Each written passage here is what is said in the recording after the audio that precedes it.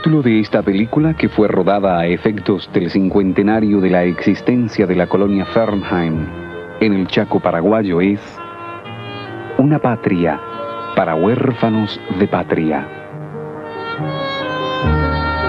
Es una película documental, dramatizada y filmada bajo encargo de la colonia Fernheim a Duck Film Production de Winnipeg, Canadá. El libreto y el guión fueron escritos por Peter Klassen.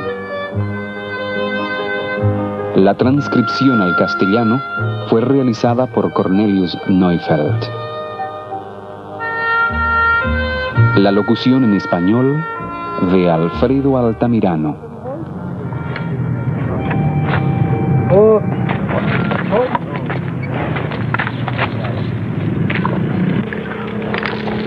Hast du mal Aas angespannt? Nee, ich habe vandaag nog niet mal Aas gezien. Dos jóvenes menonitas preparan los bueyes y el carro polaco para rodar una película en conmemoración de la llegada de los pioneros inmigrantes al Chaco paraguayo. Los jóvenes protagonistas nunca tuvieron oportunidad de manejar bueyes en carros o carretas. Por eso no conocen el sistema de colocar arneses que emplearon sus antepasados a su llegada a esta zona chaqueña. Un veterano de la inmigración menonita mira la escena y ve la torpeza de estos jóvenes.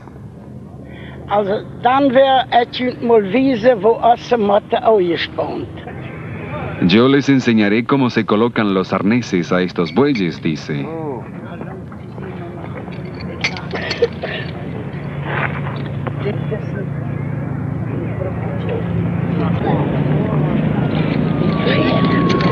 Zo zou dat worden. Een tjintje groot voor. Zo, dit wordt zo dat zijn.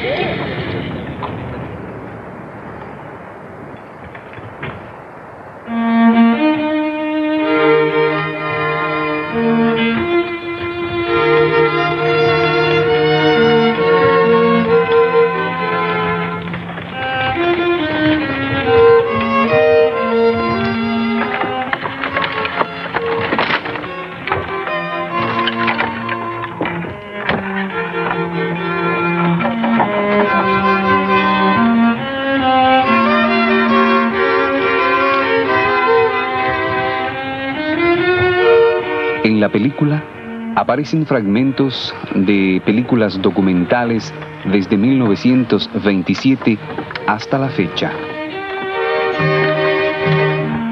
Varias familias de los colonos actuaron como protagonistas de varias escenas.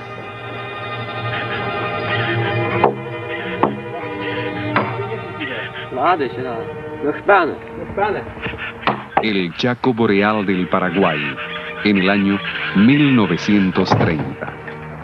El infierno verde en su estado natural. Tierra virgen, sin caminos. Solo algunas picadas estrechas conducen al interior de una tierra incógnita. Todo desconocido. Sus plantas, como el palo borracho o samuú, el cactus, la tuna, el grito de los animales, el graznido de algunas aves, como la charata.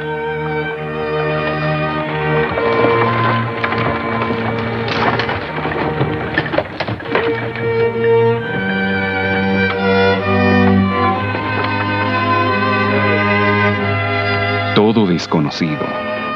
Los bosques impenetrables. Los campos abiertos con la espartilla amarga.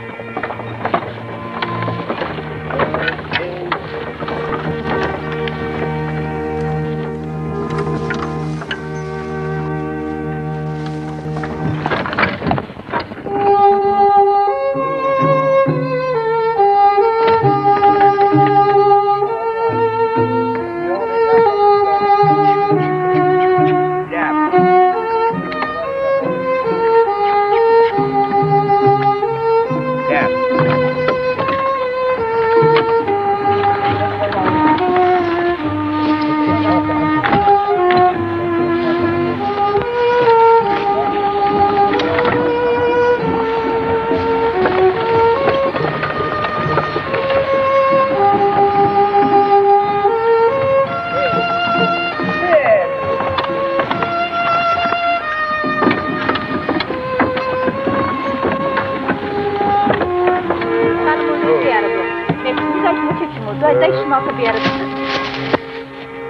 Desconocidas también las frutas silvestres con sus colores llamativos, pero con espinas finas para engañar al ingenuo.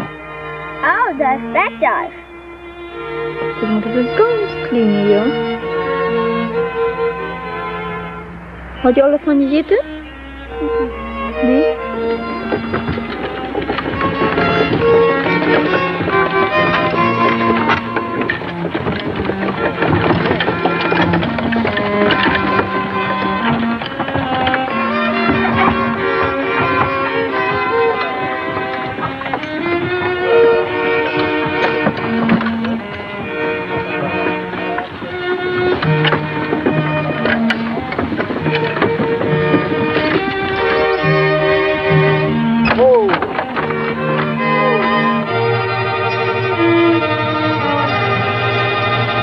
Hier soll die haben. Oh. Das geht. Esta es su tierra, dice el conductor. Está bien, responde el padre. Y así, en el año 1930, este primer grupo de menonitas, refugiados de la Rusia comunista, huérfanos de patria, se adentró en la inmensidad del Chaco paraguayo en busca de una nueva patria. Una vez habían tenido una patria con calor de madre y hogar. Pero llegó un día en que su mundo fue invadido y destrozado por el azote del siglo XX, el comunismo de los bolcheviques soviéticos.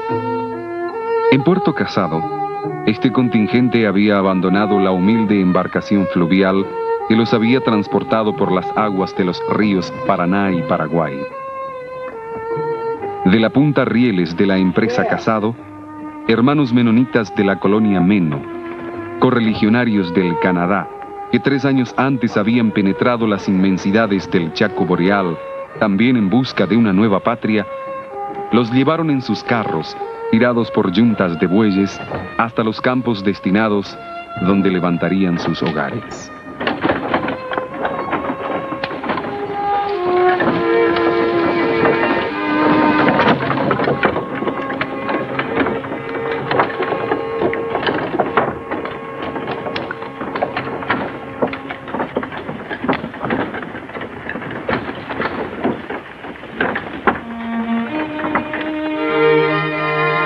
So, nu zijn we endlich thuis.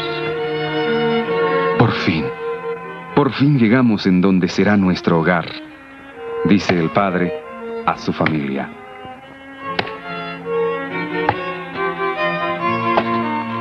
En los años 1930-32 llegaron alrededor de 2000 refugiados, huérfanos de patria, en busca de una patria que este Paraguay tan generosamente les ofreció.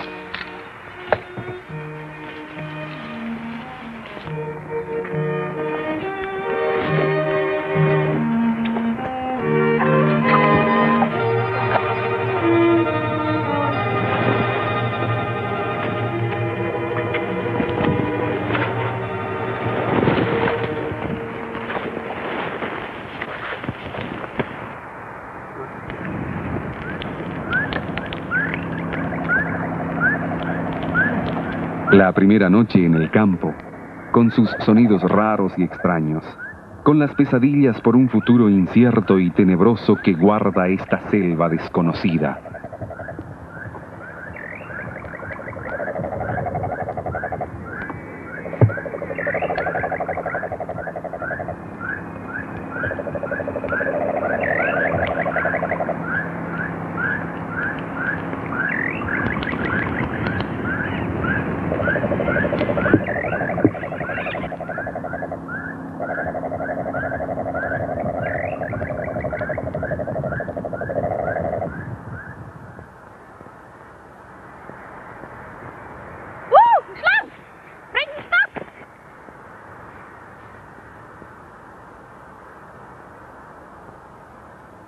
Un amanecer que revela peligros de un ambiente que se demuestra silvestre y hostil.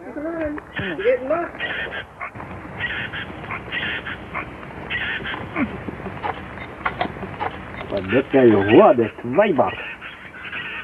¿Tres por las? Nee. Desayuno con galletas duras que los inmigrantes llevaron como provista sin ninguna comodidad como la que habían conocido en sus hogares antiguos. Zo, nu neemt u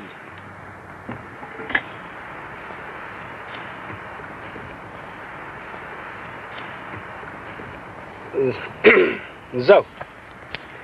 Alla kommer med att gå och darten den genom bak. Nu var han snart mål en cellpue. Sin embargo, es una mañana con nuevas decisiones para iniciar el trabajo en el campo virgen. Toda la familia desempeña la tarea para construirse una carpa, la primera vivienda en la selva. Wat maakt u Robert? Dat is de kram? Ja? Oh. Wacht maar. Ja, deze, wat maakt u deze, hè? Dat wat leeft aan. Ja? Ja. Dan mag je hem een beetje rijden rondom.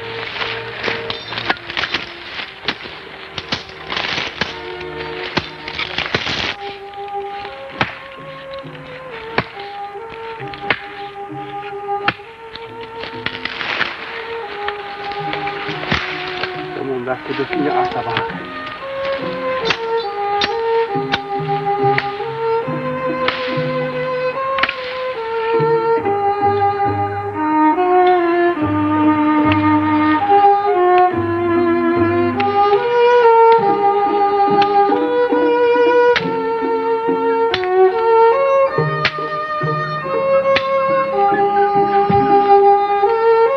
Verder maar naar.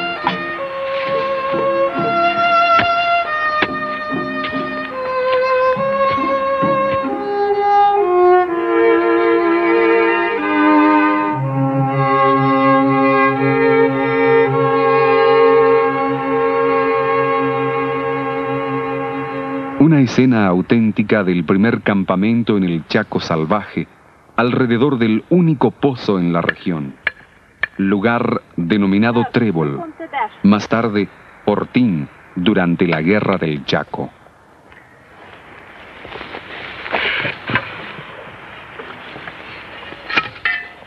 Almuerzo con platos de porotos. Los porotos simbolizan la monotonía en la nutrición, originada por la escasez de víveres en esa soledad selvática.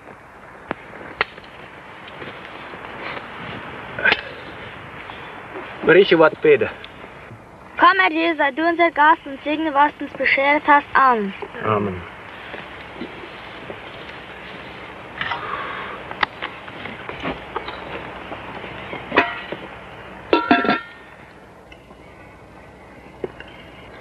Ama schoble, en schoble. Porotos, porotos, siempre porotos, dice el joven. Lleno de bichos, replica la hermana. Hijos míos, sed agradecidos por este alimento. En Rusia nuestros parientes sufren de hambre, responde el padre.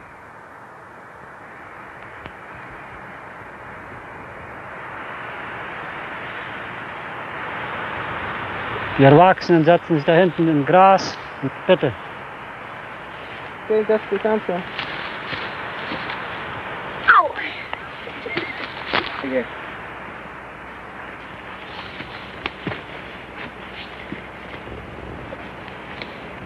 Der Chor singt jetzt ein Lied. Bitte schön.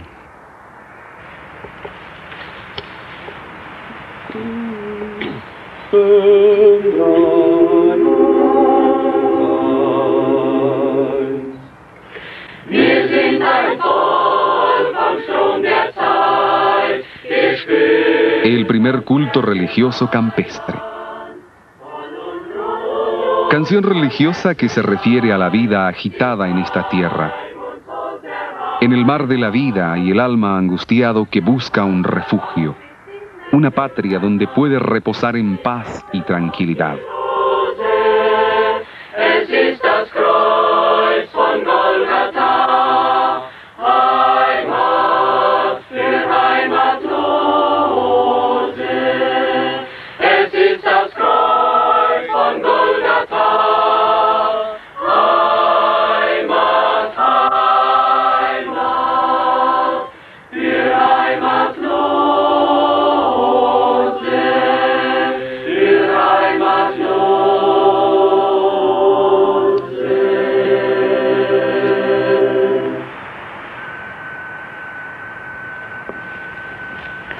Liebe Geschwister, zu unserem ersten Gottesdienst hier im Chaco wollen wir uns ein Wort Gottes lesen. El pastor lee como base para el sermón el Salmo 126, los versículos 1 al 3.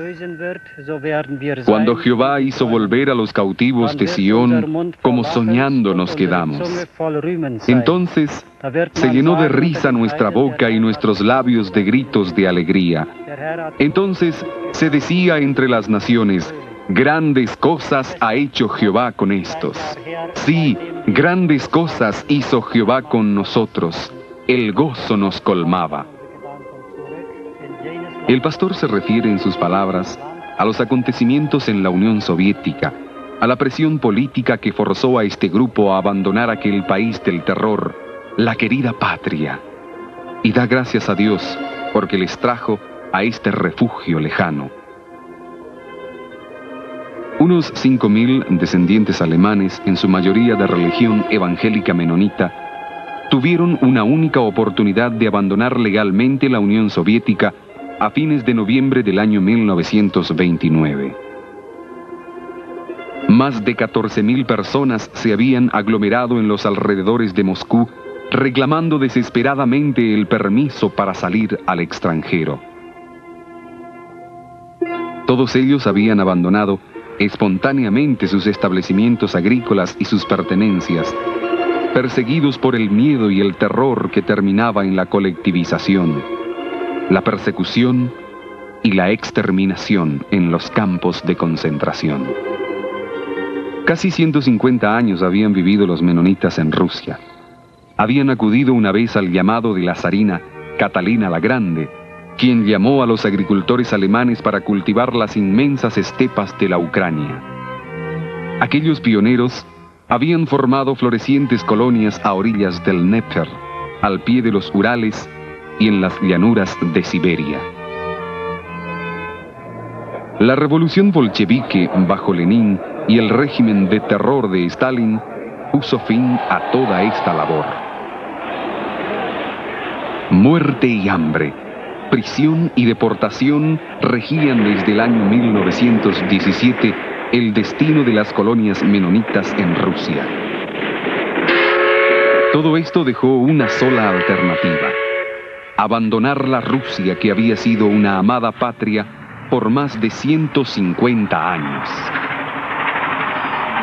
De no haber sido por el Congreso del gobierno alemán representado por el presidente Hindenburg, que se compadeció del sufrimiento de los refugiados de origen alemán, también los 5.000 hubieran corrido la misma suerte de los 9.000, y el gobierno soviético de Moscú ya había mandado a los campos de trabajo forzoso del Mar Blanco.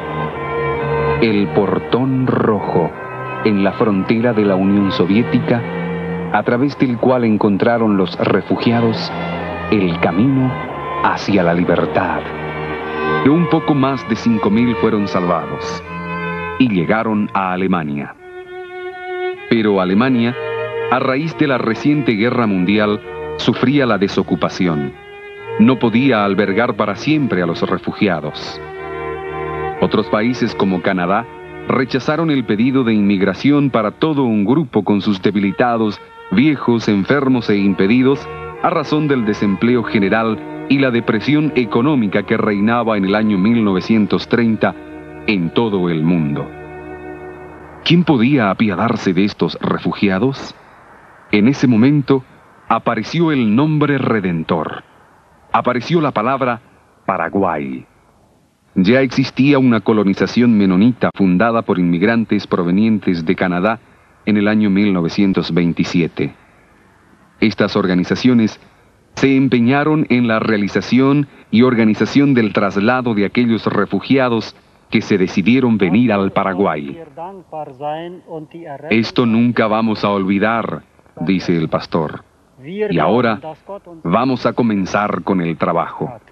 Und im Vertrauen auf ihn wollen wir nun unsere Arbeit beginnen und wird uns die Kraft dazu geben. Der Herr hat Großes an uns getan, des sind wir fröhlich, des sind wir fröhlich. Canto de gratitud que tiene como base el Salmo 126. Grandes cosas hizo el Señor con nosotros. El gozo nos colmaba. Drum steige die Freude zum Himmel empor. Die Schale von dankenden Sängen des Chor, von dankenden Sängen des Chor, es steige die Freude empor. Die Schale von dankenden Sängen im Chor, von dankenden Sängen im Chor.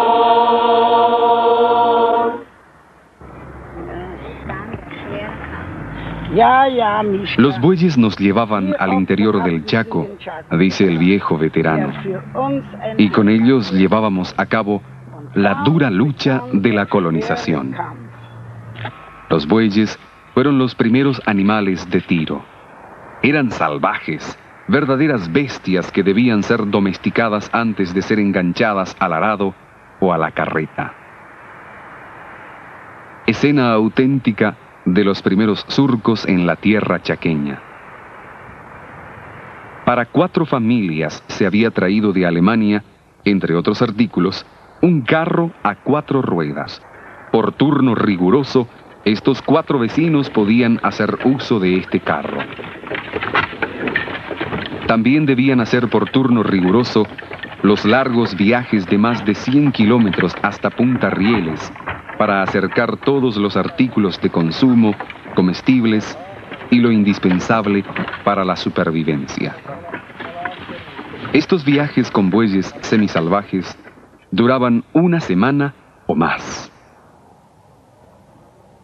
Las mulas y los caballos, que eran de mejor rendimiento y más ligeros, recién pudieron ser introducidos en las colonias años más tarde, por su alto precio de adquisición. La nutrición generó otros problemas. Como los inmigrantes dependían estrictamente del autoabastecimiento y con las condiciones climáticas extremadamente desfavorables, se produjo una gran desnutrición. Las vacas semisalvajes no daban suficiente leche para alimentar la comúnmente gran cantidad de niños de cada familia. Una escena auténtica de los primeros años. Todo esto favorecía al brote de epidemias como disentería y fiebre tifoidea que violentamente azotaron a las colonias. El tifus arrasó con familias enteras. En un lapso de pocas semanas murieron más de 90 personas, casi el 7% de los inmigrantes. Para sepultar a los fallecidos, tuvieron que valerse de los troncos del palo borracho, Samuú, vaciando la pulpa tierna, porque no había tablas para armar un ataúd. Parecía como si el Chaco se opusiera a la invasión de gente europea. El clima árido y su naturaleza inhóspita impresionaban a los pioneros con una actitud belicosa. Los largos períodos de sequía en el invierno y también las escasas lluvias en los meses de verano provocaron constantemente fracasos en las cosechas. Era desesperante cuando los sembradíos en las chacras parecían más prometedoras a los colonos, caían del cielo nubes de langostas y devoraban hasta la última hoja de las plantaciones. Sin duda alguna, cualquiera de estos castigados inmigrantes hubiera con mucho gusto echado a correr si tan solo hubiera tenido la más remota posibilidad de abandonar el Chaco.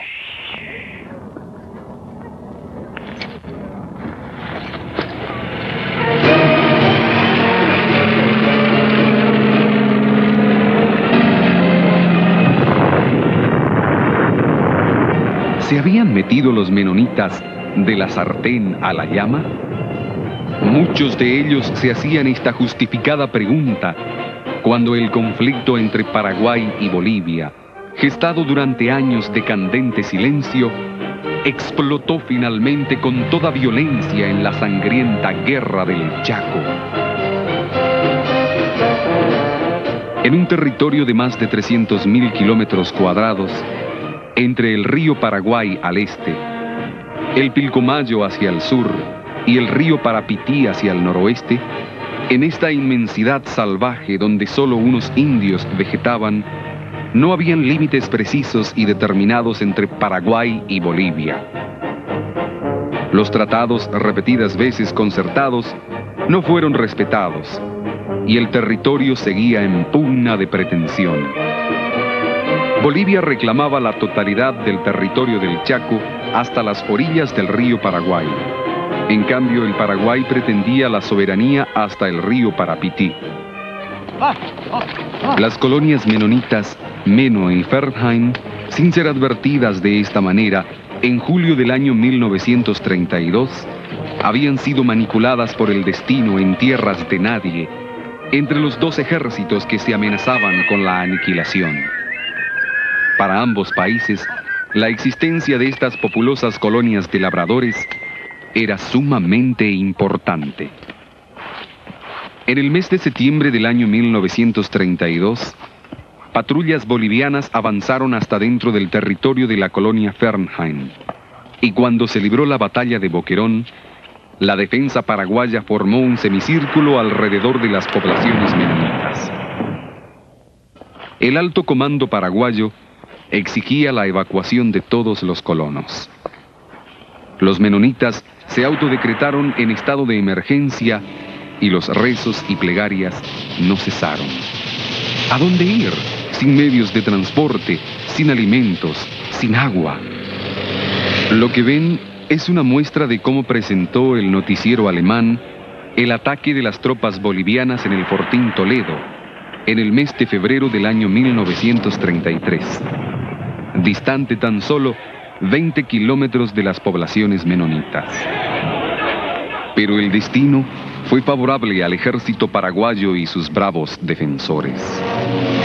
Las batallas de Boquerón, Arce, Saavedra, Nanagua terminaron en indiscutible victoria para las tropas paraguayas, y el ejército boliviano tuvo que retroceder inconteniblemente hacia el noroeste. 3 años duró la sangrienta contienda, y en junio del año 1935, las tropas paraguayas alzaron sus miras a las estribaciones de las cordilleras de los Andes. Aquí se puede apreciar un cementerio militar en el antiguo Fortín Trébol, en medio de las colonias menonitas. Durante 3 años, las tropas del ejército paraguayo cruzaron las aldeas menonitas, y de esta forma se produjo el primer contacto entre los inmigrantes menonitas y los paraguayos.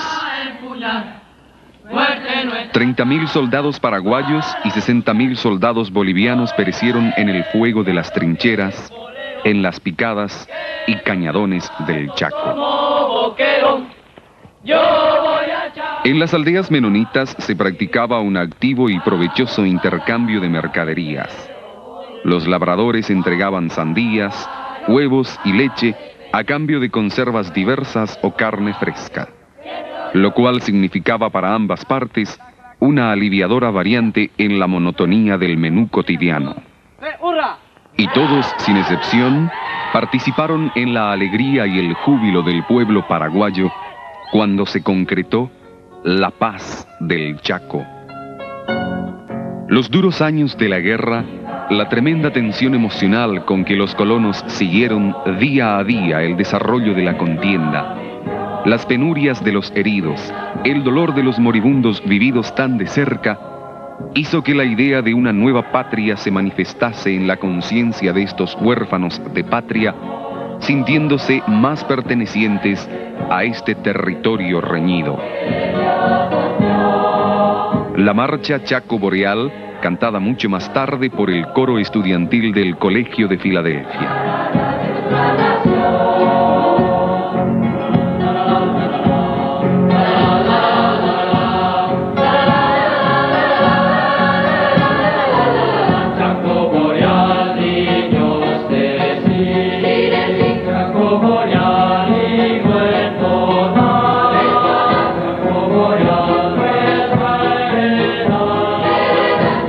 Boreal.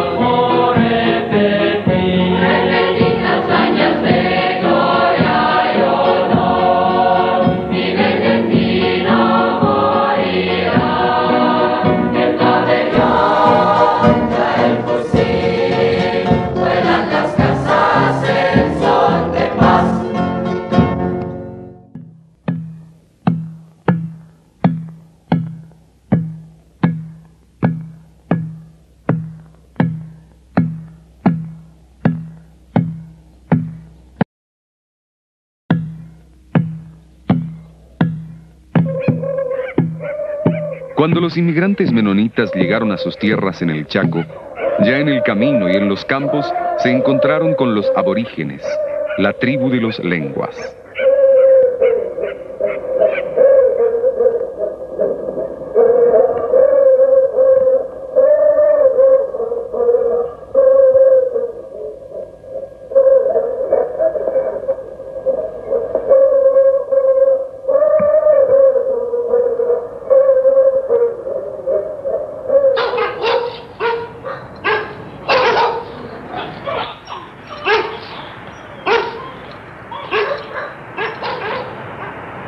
En pequeños clanes vivían aquí de la caza y de frutas silvestres. En el año 1935 fueron censados alrededor de 500 lenguas en el área de la colonización menonita. Estos indígenas fueron filmados en su estado natural en las selvas del Chaco por el científico y explorador alemán Dr. Hans Krieg en el año 1927.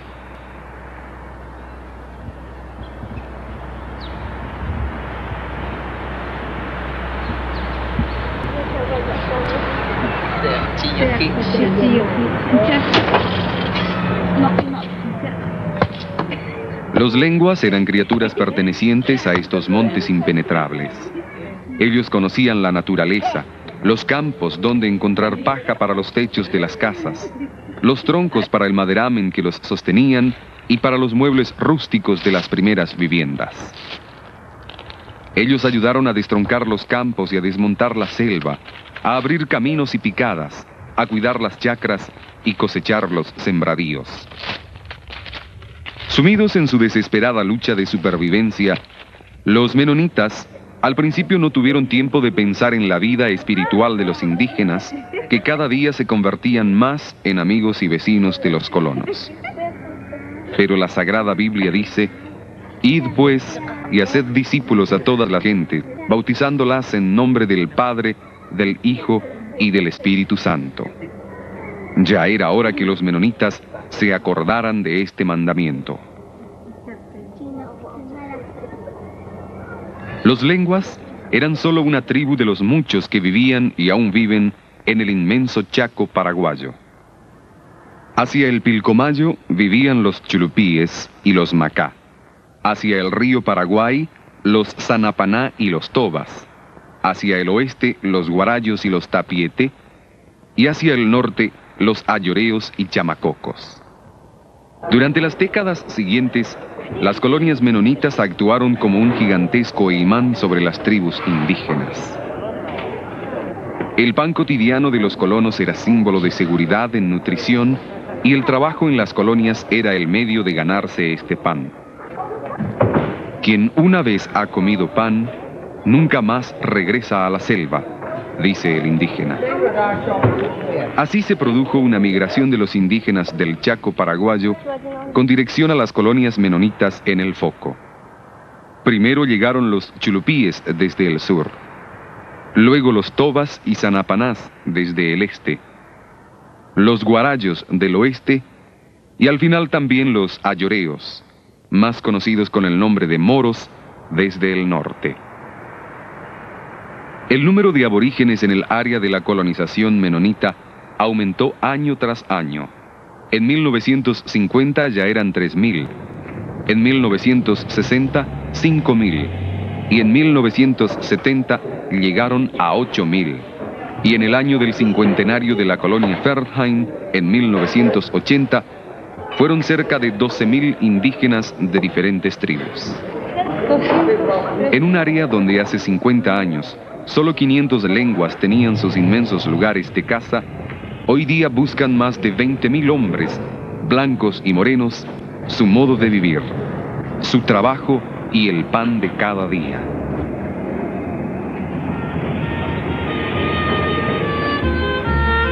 ¿Te hubieras imaginado todo esto antes de 50 años cuando llegamos?, pregunta un viejo veterano a su paisano. No, responde él. Hoy día se propaga el Evangelio en 4 idiomas indígenas, más el castellano y alemán, por medio de la moderna radioemisora ZP30 la voz del Chaco paraguayo desde la ciudad de Filadelfia. Cuando en el año 1931 el famoso explorador alemán, profesor Hans Krieg, llegó con su expedición a las recién fundadas colonias menonitas en el Chaco paraguayo, comentó escépticamente: ¿con qué responsabilidad se cargaron aquellas personas que aconsejaron traer esta pobre gente a estas tierras? El citado profesor Krieg posiblemente desconocía los motivos y pormenores que constelaron esta inmigración, pero los comentarios que siguen demuestran su extraordinario talento de observador cuando dice: esta gente no solo sufría del violento cambio del clima y del ambiente, sino también del radical cambio de la alimentación, el clima seco propio de esta región, la falta de lluvia y la fuerte acción de los rayos solares sobre la piel de esta gente de tez blanca, más la polvadera y las tormentas de arena, producían una fuerte inclinación hacia una depresión psicológica. En algunas poblaciones casi no había niños ni adultos que no padecieron de otitis, conocida comúnmente por mal de ojos. Los ojos supuraban durante la noche, se secaba de tal manera que tenía que ablandárselos pacientemente con agua tibia a la mañana antes de poder despegarlos. En esta situación crítica, muchos buscaron una salida. En el año 1937, más o menos un tercio de la colonia Fernheim abandonó el Chaco para buscar nuevas posibilidades de supervivencia en la región oriental del Paraguay. Así se fundó la colonia Friesland, en las cercanías de Itacurubí del Rosario. Después de la Segunda Guerra Mundial, un nuevo contingente de menonitas, también refugiados de la Unión Soviética, llegaron al Paraguay en busca de una nueva patria. Así se estableció en el Chaco la tercera colonia menonita, Neuland. Y en la región oriental se fundó la colonia Volendam, cerca de Puerto Mbopicuá, segundo departamento de San Pedro. Estos nuevos emprendimientos de colonización resultaron sumamente problemáticos a causa de la escasez de varones, de hombres. Muchos padres de familia, esposos e hijos mayores fueron deportados a los campos de trabajo forzoso bajo el régimen de Stalin, y otros habían caído en las batallas de la Segunda Guerra Mundial. De tal manera que un elevado porcentaje de familias solo contaba con la fuerza de mujeres y de los más jóvenes para las rigurosas tareas de la colonización. Más y más colonias menonitas se fundaron también en la parte oriental. Llegaron grupos de inmigrantes procedentes de Canadá y también de México. Las colonias del Chaco experimentaron una continua expansión. Centros de las colonias, es decir, en Filadelfia, Loma Plata y Neuhalbstadt, las administraciones se empeñaron en la formación de una sólida infraestructura y tecnología adecuada para responder a las exigencias de la constante evolución.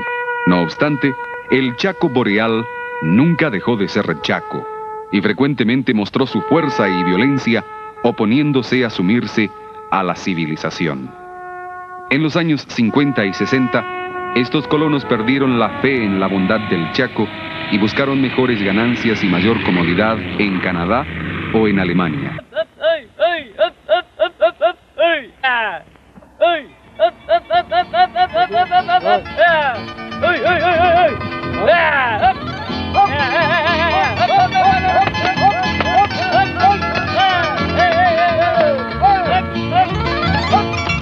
Claro que no todos abandonaron el Chaco.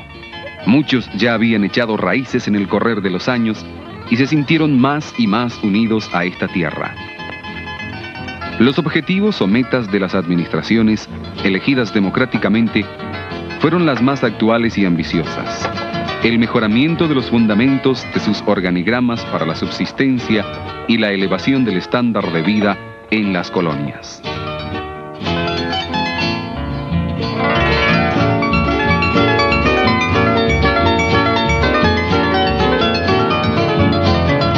El modo de operar sobre la base y los principios del cooperativismo fue ya desde el comienzo de la colonización la única forma de subsistir en esta desolada lejanía.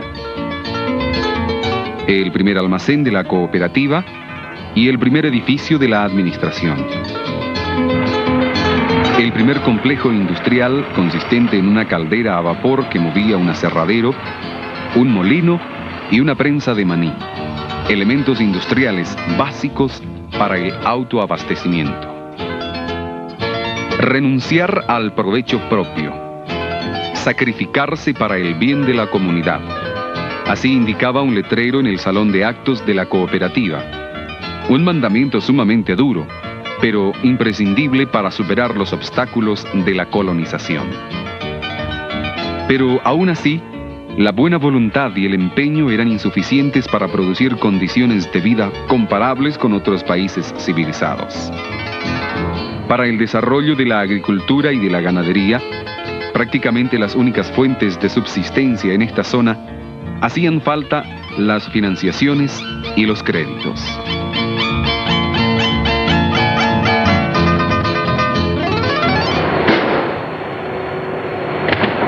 Esta caldera con 300 caballos de fuerza de capacidad pudo ser adquirida cuando el administrador de la colonia obtuvo un crédito de sus hermanos menonitas en Norteamérica en el año 1953.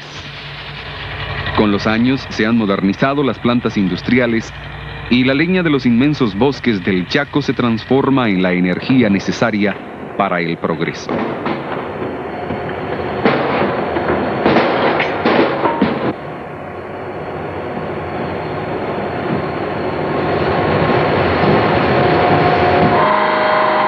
Esta turbina a vapor, con la usina, fue adquirida por la cooperativa en el año 1973.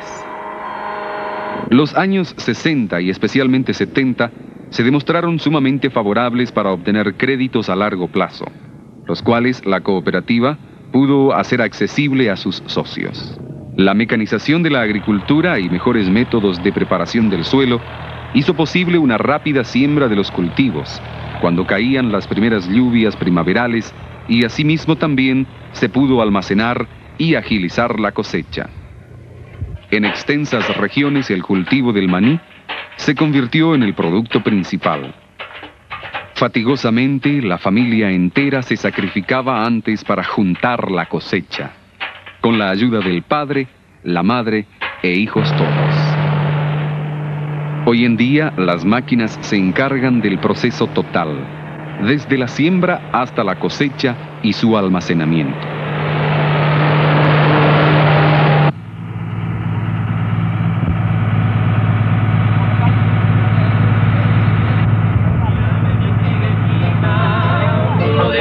Así fue cosechado el algodón por una familia numerosa en aquel entonces.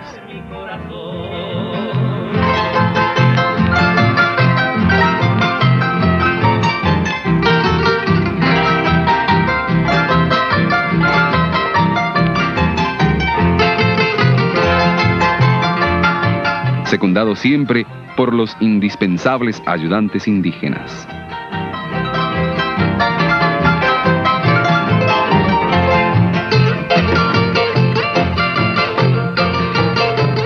Hoy en día, ya se desplazan las primeras máquinas cosechadoras de algodón por los sembradíos de las colonias. Las máquinas permiten una mayor ampliación del área del cultivo y reducen los riesgos de los fracasos en las cosechas. De importancia a largo alcance para el desarrollo económico fue la ampliación de la industria para la manufacturación o semimanufacturación de los productos agrícolas. En la fábrica de la cooperativa, una moderna prensa de maní y una refinería produce aceite comestible para el consumo nacional. Existe también la posibilidad para la comercialización de granos de maní que son seleccionados y embolsados para la exportación.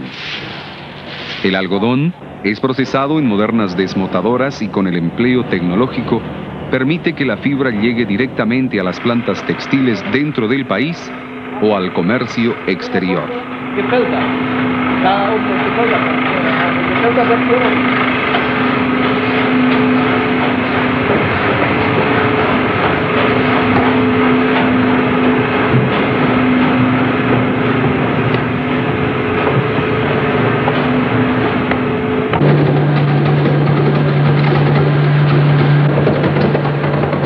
Del palo palo santo, que mucho abunda en los bosques de esta región chaqueña, se obtiene por destilación una esencia de alto valor para la exportación. Es una sustancia que sirve de fijador para los más valiosos perfumes y jabones de la cosmética moderna. También la ganadería pudo ser fomentada ventajosamente mediante los créditos obtenidos por la cooperativa. El suelo barroso de los inmensos bosques, que resultó ser duro e inapto para la agricultura, presentó excelentes calidades para pasturas, cuyas especies fueron probadas y experimentadas en una estancia experimental de la colonia. Entre las especies experimentales se encontraba especialmente el pasto llamado montados y transformados en pasturas.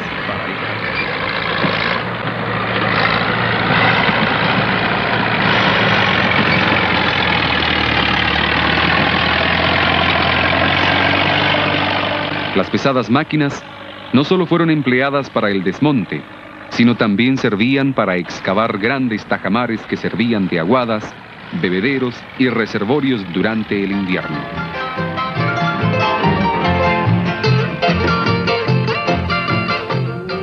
La chacra experimental de la colonia también se empeñó en mejorar la cría del ganado vacuno, para lo cual era necesario importar sementales de razas adecuadas para esta zona. Especialmente tuvieron éxitos las especies para faena, animales que producían abundante carne en un lapso breve. Pero también las razas para la industria láctea tuvieron positivos resultados, en una forma tal que pronto experimentó un aumento considerable la producción de queso, manteca y otros derivados de la leche. Con el sistema de cooperativismo, también fue posible solucionar el grave problema del transporte de los productos a los distantes mercados de consumo, que en los primeros años de la fundación de las colonias en el Chaco constituyó uno de los obstáculos más graves para el desarrollo. La ruta Transchaco, una vez prometida por el presidente de la República y cumplida fielmente esta promesa. Y así también el puente de Remanso Castillo sobre el río Paraguay aportaron sus valiosos beneficios para la solución a las críticas situaciones del aprovisionamiento y la entrega de los productos. Así, los productos agrícolas y de la ganadería llegan pronto al depósito de la cooperativa en Asunción, y los productos de consumo retornan por la misma vía al Chaco. La mejor situación económica de los colonos y la prosperidad general les permitieron construir mejores viviendas y más funcionales para enfrentar el clima inhóspito de la región.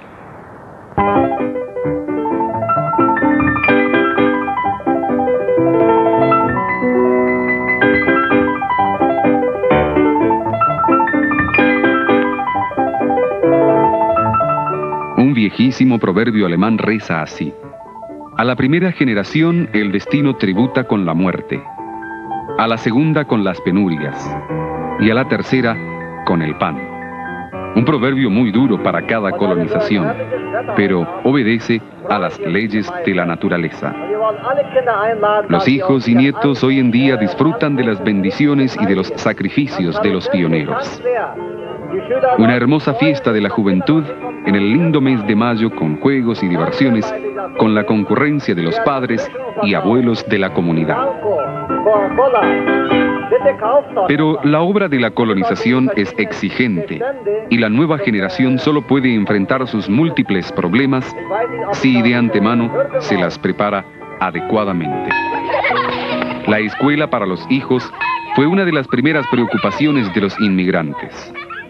Ni bien habían levantado sus carpas, ya entraron a funcionar las primeras escuelitas al aire libre, utilizando como techo la escasa sombra que ofrecía un quebracho, unos troncos de para todo como asientos y el regazo como mesa de escribir. Los vecinos de cada aldea construyeron una escuela primaria, como se observa aquí en escenas auténticas. Todos juntos levantaron una escuela de enseñanza secundaria en Filadelfia, como lo demuestra una cinta documental durante una clase de educación física de estos primeros años.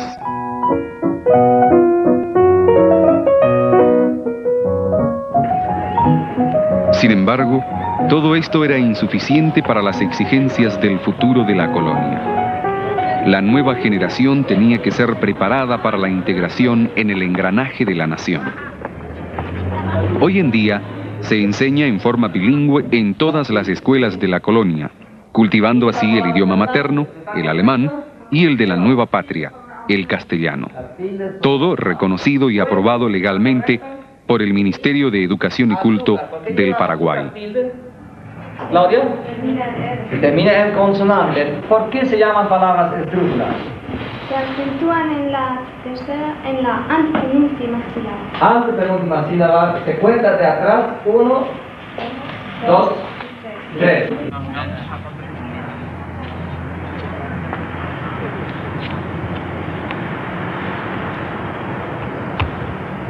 En esta escena se puede apreciar el moderno edificio que alberga el Instituto de Formación Docente, una obra comunal de todas las colonias menonitas del Paraguay, reconocida por el Ministerio de Educación y Culto del Paraguay y patrocinado por la República Federal de Alemania.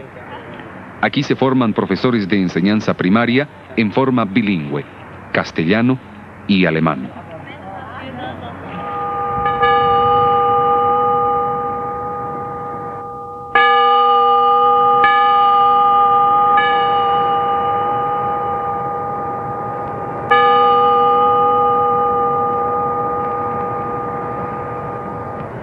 Psalm 126, Vers 3. Der Herr hat Großes an uns getan, des sind wir fröhlich.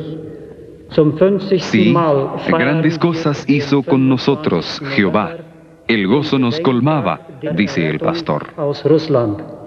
Wir schauen voll Dankbarkeit zurück auf diese 50 Jahre hier im Chaco von Paraguay. Se refiere a la salida de la Unión Soviética 50 años atrás. La religión cristiana fue el móvil principal de los menonitas para refugiarse de la Unión Soviética ateísta. Sus pastores fueron perseguidos y arrestados. Los cultos religiosos fueron prohibidos y a la niñez se secuestraba del seno de la familia, educándola en el estado ateísta. En todos los contratiempos que sufrían los colonos en el Chaco, fue siempre un respaldo y consuelo la gratitud a Dios por la salvación del comunismo y por la incondicionalidad de libertad de culto y fe que profesaban aquí en el Paraguay. En innumerables oraciones se repetían las expresiones de alegría y de agradecimiento por la paz y la tranquilidad que se vivían en esta soledad en el Paraguay. En paz y calma pudo organizarse la vida religiosa de la congregación.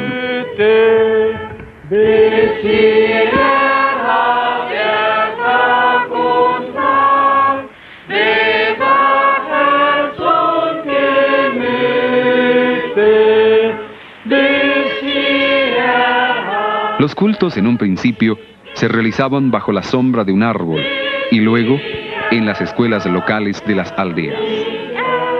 En el correr de los decenios, se pudo construir espaciosas y modernas iglesias.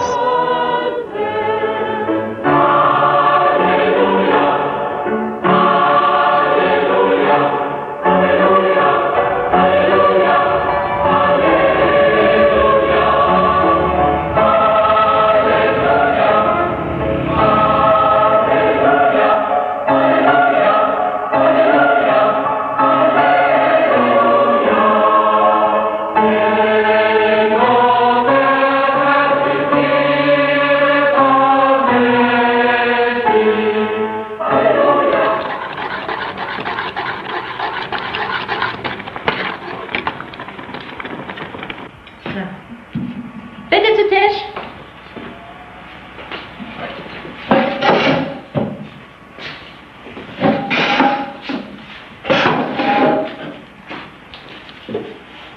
Kali, kommst du bald? Se observa aquí una escena familiar con su vida espiritual del hogar, el pan cotidiano y la palabra de Dios como pan espiritual de cada día. Pero la paz y la tranquilidad en que vive la congregación no siempre resultan edificantes para una comunidad religiosa. A veces conduce a la indolencia a la autosatisfacción y al enfriamiento de la vida espiritual. ¿Estaban ya afectando estos males a los hermanos menonitas, a esa gente exiliada por el destino a los últimos confines de la tierra? No, aún no. Aquí en el Paraguay se les abría un nuevo campo de trabajo cristiano, un campo maduro, listo para la siega.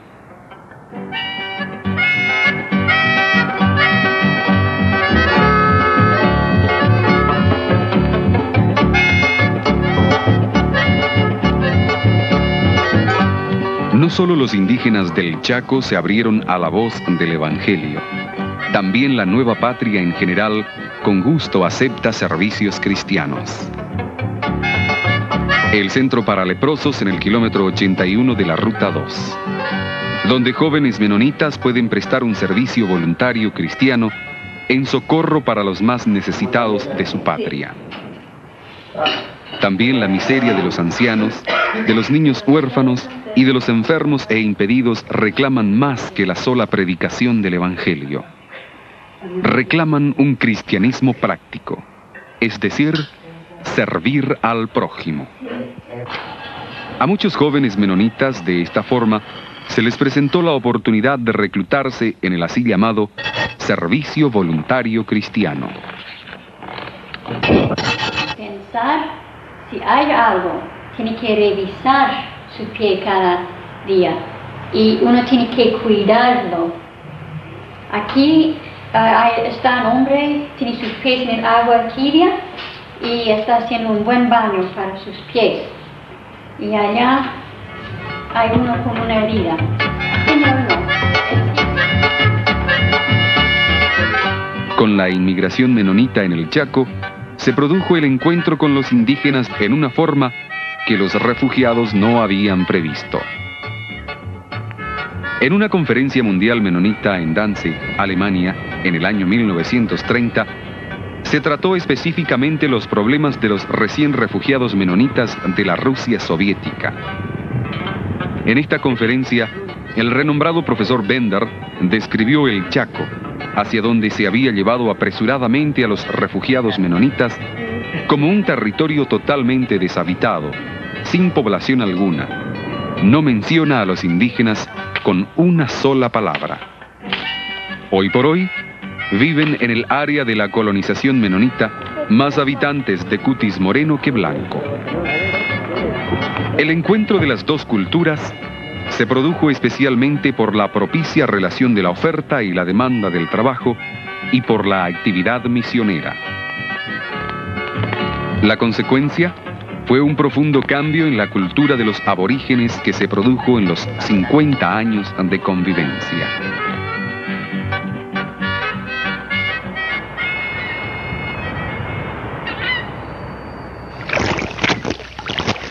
Otra cinta documental del ya mencionado científico alemán Hans Krieg, de los años 20 de nuestro siglo, demuestra la vida de estos nativos antes de su contacto con la civilización europea.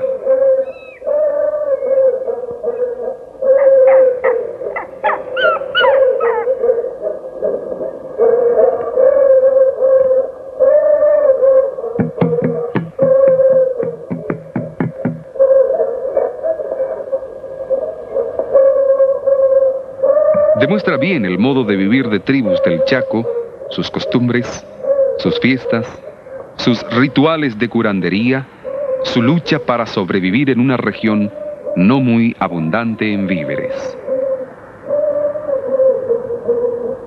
Los indígenas abandonaron pronto este modo de vida, una cultura con costumbres que habían practicado durante milenios. En pocas décadas ellos procuraron adaptarse a las costumbres y hábitos de la civilización europea. Estos cambios bruscos no siempre son del todo favorables, más bien suelen producir perturbaciones.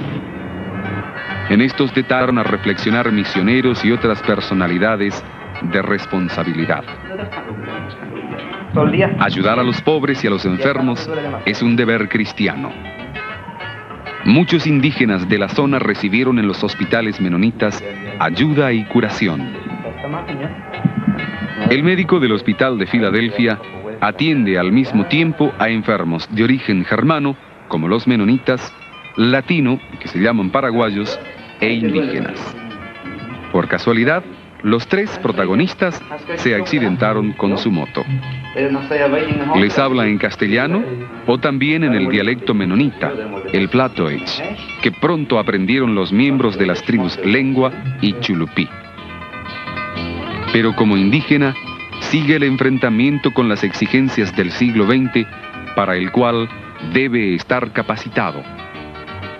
Por eso, una organización especial, la Asociación de Servicios de Cooperación Indígena Menonita, la ASIM, busca medios y modos para un desarrollo de autoayuda para los indígenas. Tierra para los indígenas, donde pueden empeñarse para transformarse en agricultores. Escuelas para los indígenas. Más de 1000 alumnos indígenas están en las escuelas primarias organizadas por la ASIM y asistido por el Ministerio de Educación y Culto.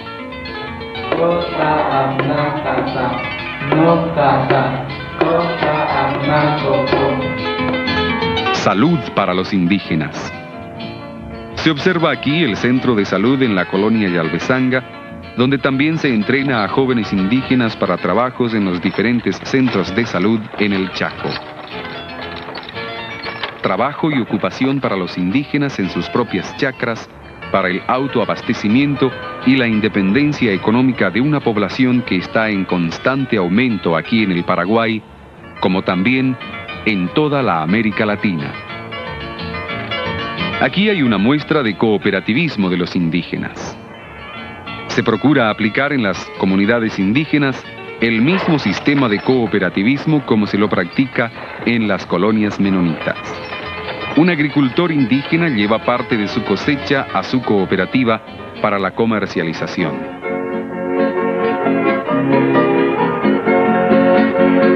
Enormes exigencias, grandes esperanzas y aún muchos problemas que resolver. La misma iglesia tú eres, y detrás del Calvario está.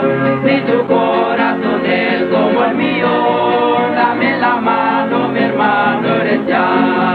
Dame la mano, querido hermano, dame la mano, mi hermano, eres ya. Dame la mano, querido hermano, dame la mano, mi hermano, eres ya.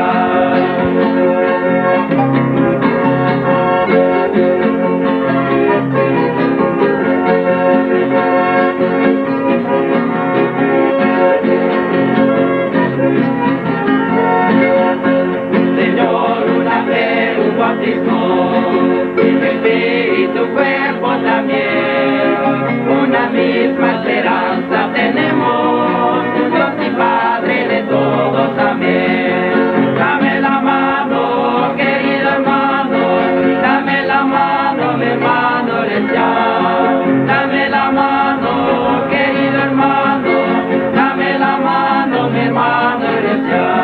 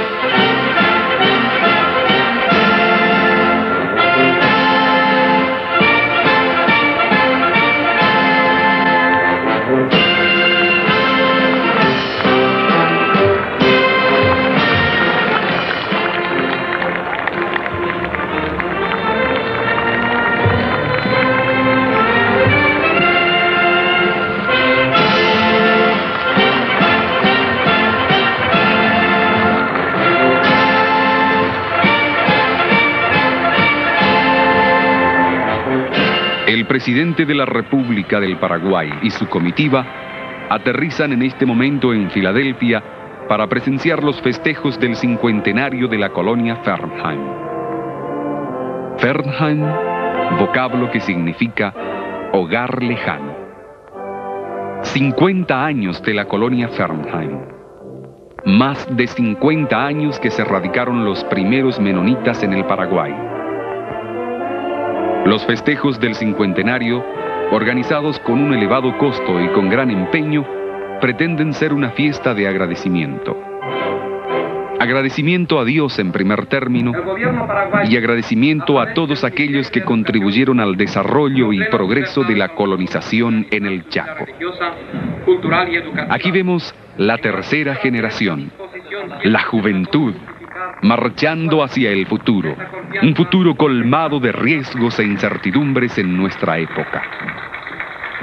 Pero sus abuelos han colocado para ellos los cimientos para las posibilidades de subsistencia, siempre que ellos mismos estén listos para echar una mano y seguir construyendo su comunidad y su patria.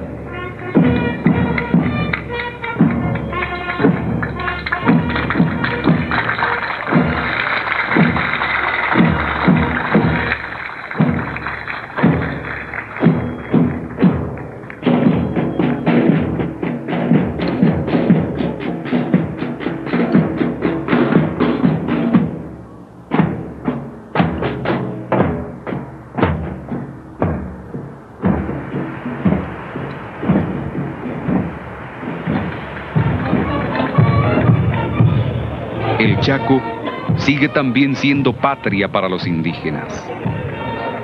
Estas tierras surcadas por los arados, estos bosques que se desmontan, fueron siempre su primitiva patria. Por eso, ellos tienen derecho de existir y de poseer tierra propia para vivir. 12.000 morenos viven en esta zona, donde apenas 50 años atrás vivían escasas 500 almas. Para los morenos y para los blancos, el Chaco es y será patria, siempre que ellos sepan marchar hacia el futuro en cristiana convivencia. Aquí está la segunda generación. Hace cada día más suya esta patria, con el sudor y riguroso trabajo cotidiano.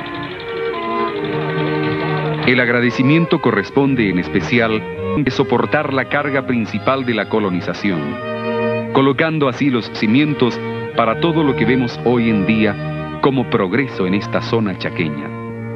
En homenaje a ellos, se erigió un monumento, un enorme tronco de quebracho, duro como hierro, sostenido por 5 pesadas cadenas que son el símbolo de 5 décadas de duro trabajo. También para esta primera generación, el Chaco paraguayo se hizo patria. Una patria hecha suya, con sudor y con lágrimas. Muchos de ellos descansan en el cementerio de Filadelfia y en los modestos campos santos de las múltiples aldeas. Otros disfrutan aún de la paz de su atardecer en el cómodo y agradable asilo de ancianos en Filadelfia. La fe, la concordia y el trabajo siempre fueron los pilares que sirvieron a la primera generación para el éxito del gran emprendimiento de esta colonización. Sobre estos pilares siguió construyendo la segunda generación. El futuro demandará otros esfuerzos y sacrificios de la tercera generación, tal vez no menos duros. Alle daar stiegen. Ik denk dat maar de duizenden zijn. Afgestonden, ja. Dat is wat zij ja wist dan je weet in de eerste jaren. En irgendwie houden we hier alle niet van toe en niet moeilijk het grote huis, maar we dat niet houden handelt. Dat liegt das an.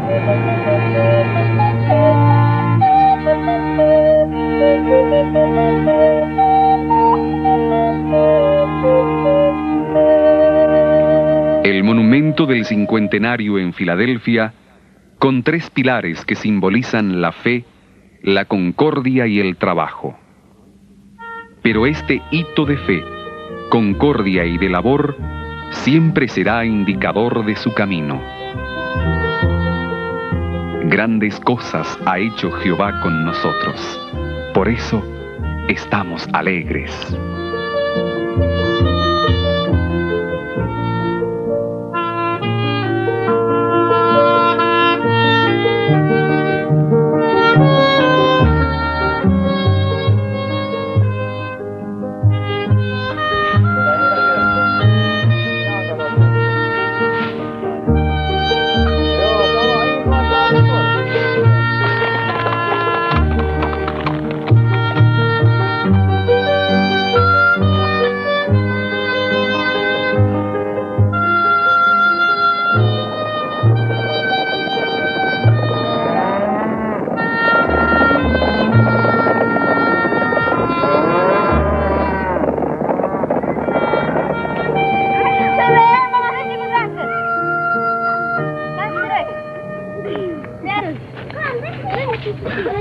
Yes.